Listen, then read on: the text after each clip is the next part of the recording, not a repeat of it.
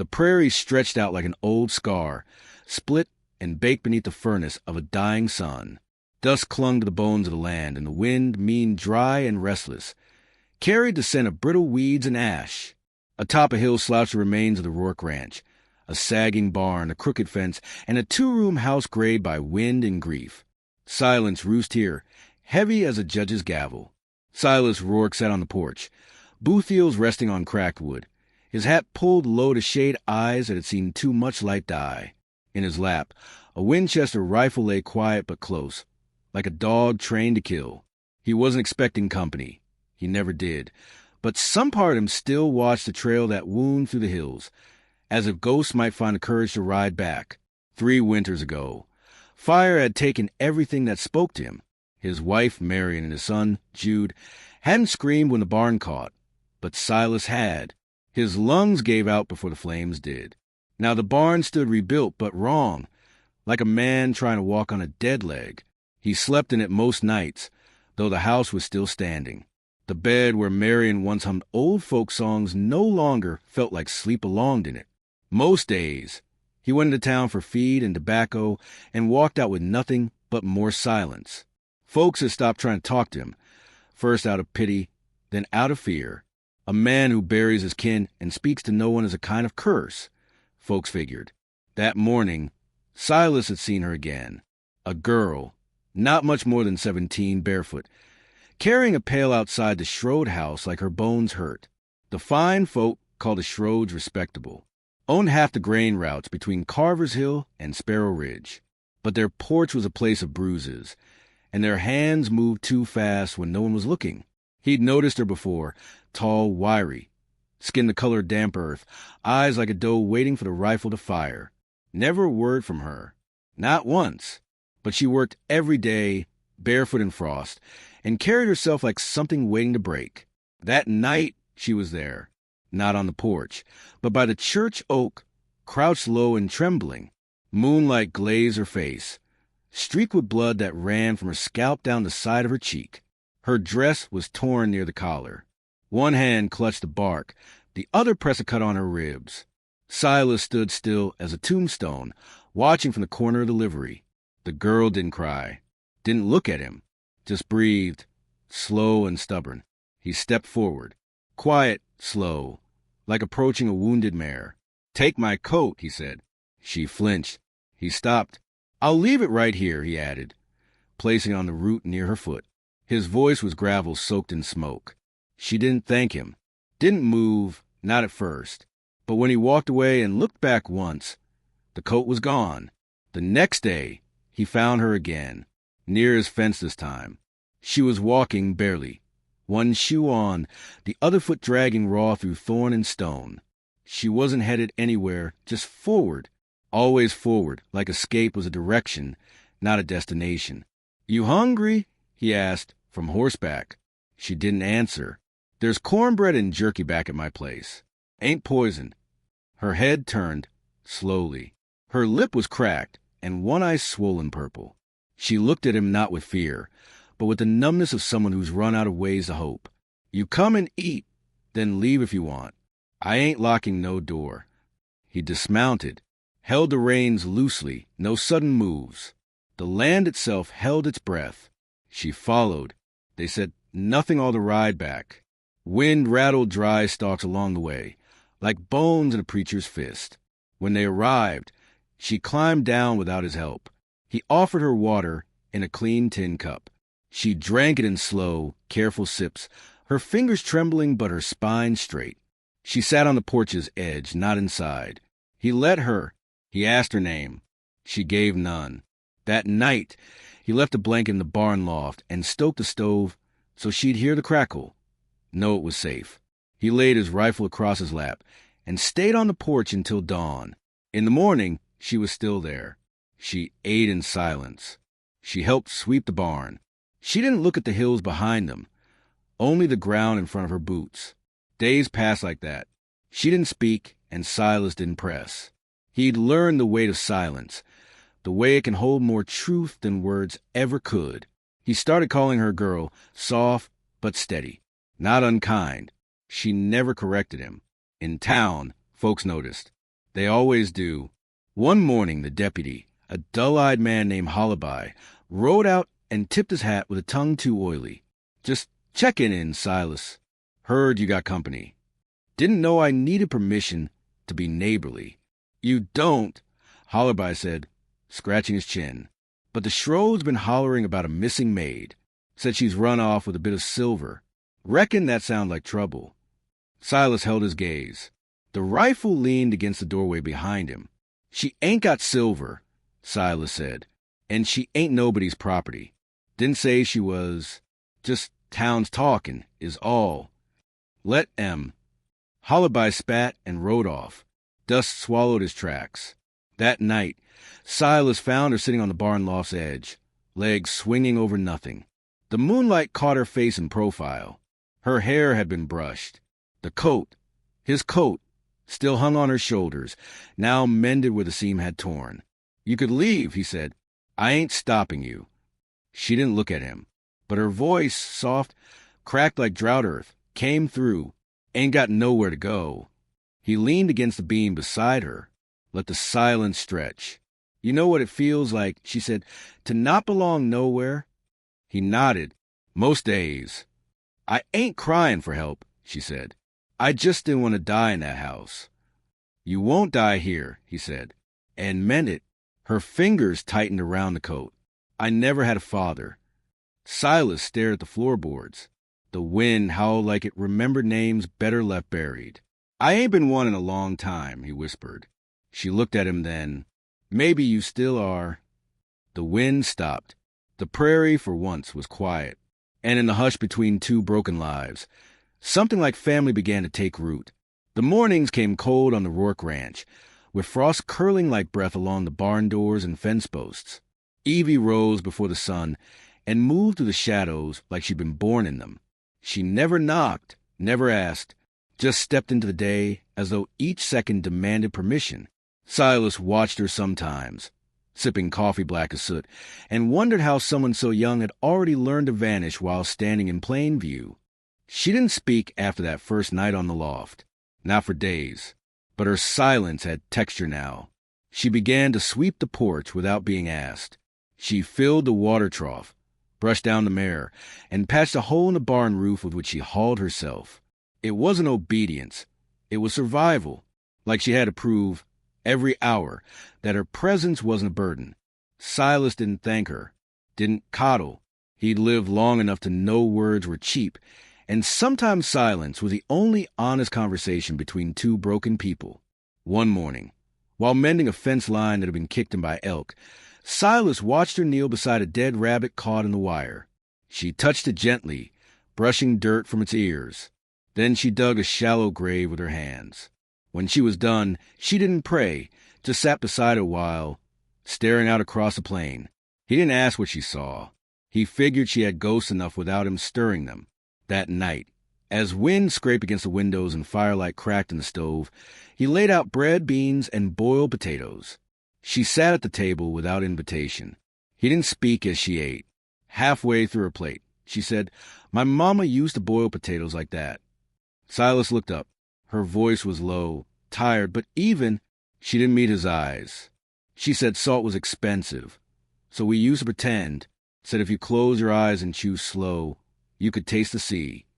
He didn't smile, but something eased in his shoulders. "She's gone?" he asked. Evie nodded. "Died near Galveston. Fever. The man who called himself a preacher said he'd take me west to work. Said the Lord don't waste women who keep quiet and say yes."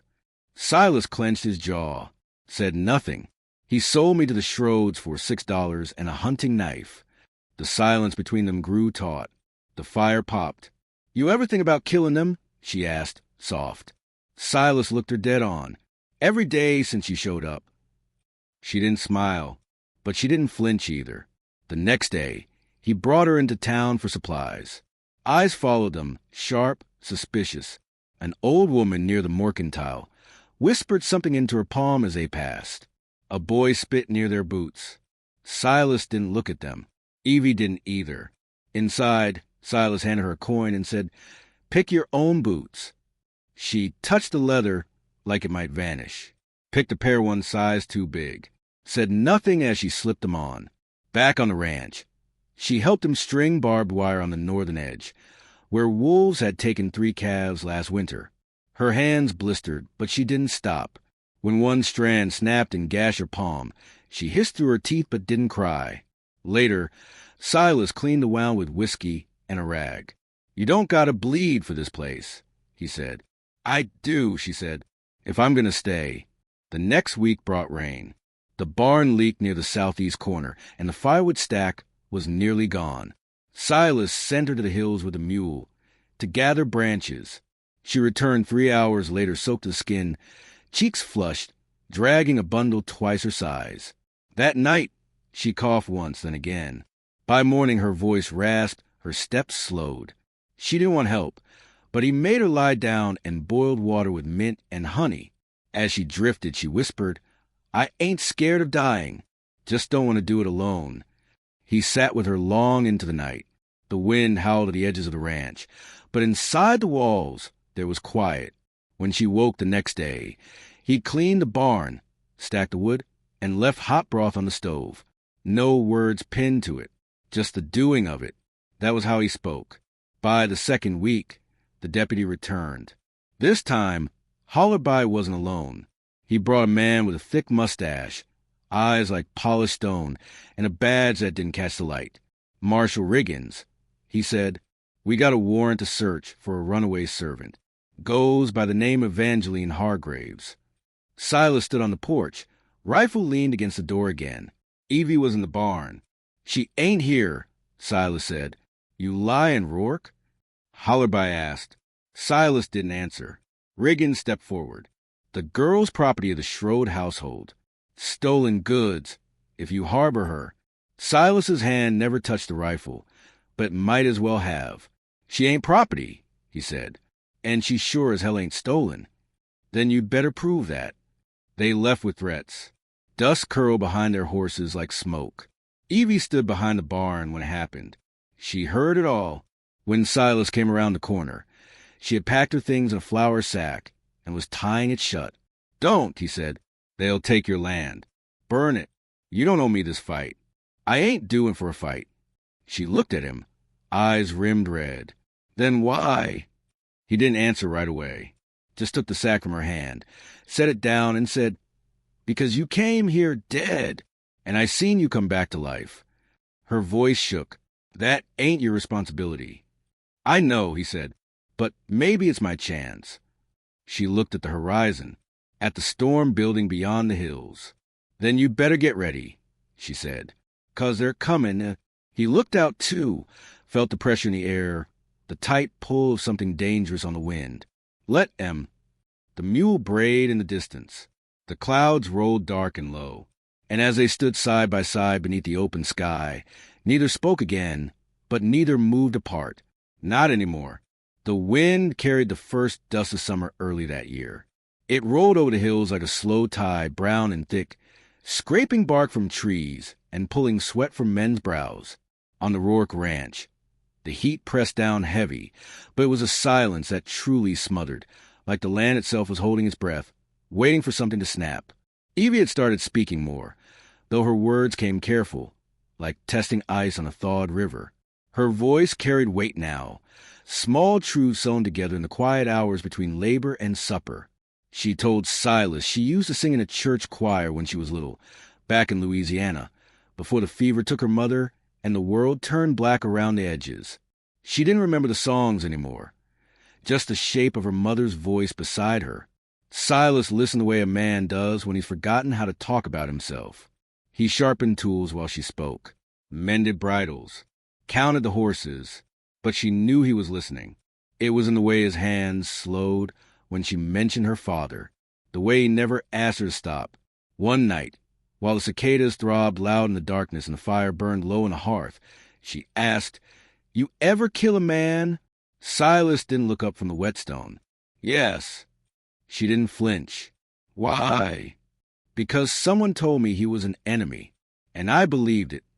She turned the tin cup in her hands, watching firelight bend across the rim. "And now, I don't believe much anymore." A long pause. thick with heat and memory. "My daddy died trying to keep land he bought," she said. "Folks didn't like that a colored man had 40 acres. They said he'd stole it, even with the papers in his hand." Silas looked at her now. Her face was carved from something older than 17. "They came with rope and fire. My mama hid me under the house. I watched them hang him from the porch beam. Next morning, our house was ash." She didn't cry, just stared at the fire like it owed her something. Silas nodded slowly, like a man making peace with what he could never fix. "I helped burn a place like that once," he said, voice flat. "During the war. Didn't ask why. Just followed orders. Watched the flames eat a roof while a girl screamed inside. I didn't stop it. Didn't even flinch." Evie's eyes shifted toward him, sharp. "You remember her?" "Every night." There was no forgiveness spoken between them, just a silence that let truth settle like ash. The next morning, a letter arrived. It was left on the porch rail, sealed in red wax. No writer, no footprints, just a letter. Silas opened it slowly, reading each line with a stiffness that returned to his shoulders like frostbite. When he finished, he handed it to Evie. It was an official notice from a federal district court, a formal accusation of harboring a runaway minor, a fine that could strip him of his land, a date for hearing. 2 weeks. Evie stared at it, unreadable. "They're not just coming for me," she said. Silas nodded. "They want this place, and they'll use you to take it." That night, she vanished. Silas found her trail the next morning. A set of hurried footprints in the dirt, the flour sack gone from the pantry, one of the colts missing from the corral. She hadn't gone far. He found her by the dry creek 5 miles out, slumped beside the dead mule, her leg twisted under her, and her hands trembling from exhaustion. The heat had peeled the skin on her neck, and her lips were cracked open from thirst. She looked up when he rode in, didn't cry, didn't apologize. "I thought maybe if I left, they'd leave you be," she said. He dismounted, knelt beside her. "That ain't how men like them work. They'll burn this place down whether you're on it or not." She shook her head. "I don't want to be the reason you lose everything." Silas lifted her onto his horse without another word. She leaned into him on the ride back, her body small and warm, but heavy with something he couldn't name. That evening, as she lay on a bedroll by the fire, leg bandaged and hands wrapped in cloth, he sat beside her and said, "This land ain't the only thing I got left." Her eyes searched his face. "You are," he said. The words settled into her, like seeds dropped into cracked earth. And though she said nothing, her fingers found his and held on. In the days that followed, the tension around the ranch thickened like storm air. The animals sensed it. The crows circled low and in numbers. Even the wind seemed to stall. Evie walked with a limp now, but she didn't slow. She helped patch the roof again, stacked dry goods in the cellar, and scrubbed blood from the mule's saddle where her hands had slipped. Silas spent long nights on the porch, rifle across his lap, watching the road. He knew they were waiting, watching, building a noose from paper and thread. One night, Evie said, "You ever think about leaving?" "I tried once," Silas said. "Left this ranch for 3 months. Drank every penny I had in a town that forgot me the second I rode out. And land was still here when I got back, but it didn't feel like mine no more. Not till you showed up." She looked away, jaw tight. "I ain't your blood," she said. "Blood ain't never raised a family," he replied. "Not on its own." They stood together at dawn the next day, side by side, watching the sun crawl over the dry ridges. She said, "You gonna fight them?" He nodded. "Then I'll be here," she said. "When they come." The wind picked up then, not fierce, but steady, like the land was breathing again. And far in the distance, across the orange-glow horizon, a dust trail rose, thin and slow but unmistakable. Riders. Not today, but soon. The storm wasn't coming. It was already here. The sun hung low, bleeding orange over the hills like a wound that wouldn't close. The dust on the trail behind the riders rose in a solemn, snake-like curl, for men mounted one wagon and the marshal riding point. They came slow, deliberate, as if the weight of law had to be seen before it was heard. Silas sat on the porch, rifle across his lap, hat shadowing his eyes. Beside him stood Evie, legs still stiff but braced strong. Her hands were steady. Her gaze did not flinch. Marshal Riggins dismounted first. His coat flared as he stepped forward, boots grinding into the hard-packed earth. Hollaby followed, lips twisted around a nervous grin. 2 other men from town flanked him, one of them clutching a yellowed warrant, like it was a sacred text. The wagon held 2 crates, a preacher, and, Silas noticed with a bitter twist, a set of chains. "You were warned, Rourke," Riggins said. "This girl don't belong here." "She belongs where she's safe," Silas replied, voice flat, eyes locked. "That ain't your concern anymore." "Law disagrees." "So, did every man who followed orders when they knew it wasn't right." Evie stepped forward then, slow but firm. Her voice, when it came, cut sharper than a blade. "I know what you did," she said, fixing her eyes on Riggins. "To the Cherokee girl last fall. I saw her run into the woods. I saw you chase her. I saw you drag her back." Riggins stilled. Hollaby went pale. "You're speaking lies, girl," Riggins said, but his hand twitched near his holster. "Careful what you say." Evie didn't move. "I buried her. You never even looked." The silence that followed was thick enough to choke on. The preacher in the wagon looked away. One of the townsmen shifted on his boots, uncertain now. The dust was still rising. The sun still bleeding. "You don't scare easy, do you?" Riggins said at last. "Not anymore," she said. "Not with him beside me." Then the first shot cracked. It came from one of the hired men behind the wagon. Too quick, too scared. The bullet struck the barn post and splintered wood, sending a blast of dust and splinters towards Silas. He didn't hesitate. His rifle was up before the second breath, and his shot answered true, straight through the shooter's thigh. The man howled and dropped. Chaos followed like thunder. Hollaby fumbled for his revolver, but took a round through the shoulder. The other man returned fire, grazing Silas across the ribs. Evie ducked behind the water trough, a pistol in hand. The old 6-shooter Silas had cleaned weeks back, just in case. Riggins fired twice, one slug bearing into the porch beam inches from Evie. Then he charged forward, not as a marshal now, but a man exposed, unmasked, desperate. Silas rose, blood seeping through his shirt, and they met at the edge of the steps. The rifle clattered to the dirt. Fists and fury took over. They crashed into the earth in a blur of dust and blood. Riggins struck like a snake, knuckles splitting Silas's cheek open. Silas grunted, gripped the marshal's collar, and rolled him into the trough. Water spilled. Mud formed. "You don't get to take her."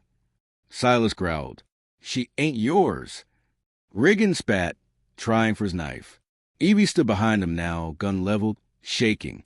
"Let him go," she said. Riggins froze, half kneeling, hands bloodied, face cut. "You gonna shoot me, girl?"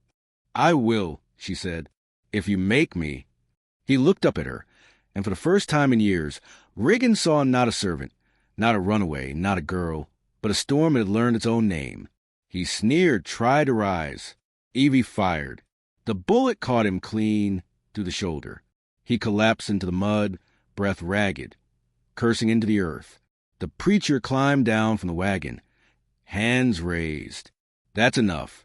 No more blood." Silas staggered to his feet. Evie rushed him, helping him sit on the porch steps. "You good?"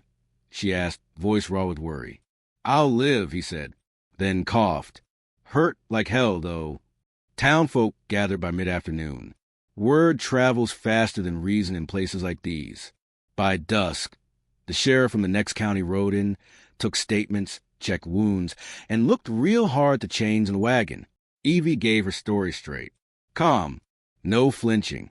The buried girl, the beatings, the sale, the nights hiding under stairs, the life stolen before it could start.